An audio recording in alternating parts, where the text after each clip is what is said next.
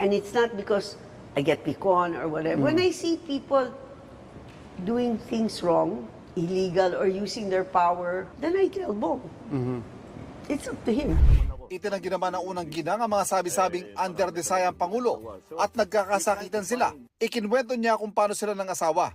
Parang we'll disagree to disagree. And then we're friends. Kaya nung meron akong, may nagsabi sa akin, sinuntok daw niya ako. Sabi ko, ha?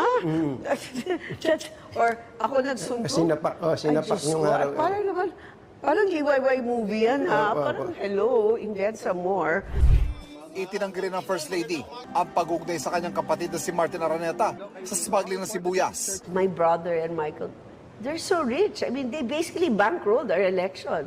So if they're doing that there, why would they need the money, di ba? At mensahe niya sa mga nambabatikos. Bring it on, honey. You're the size of your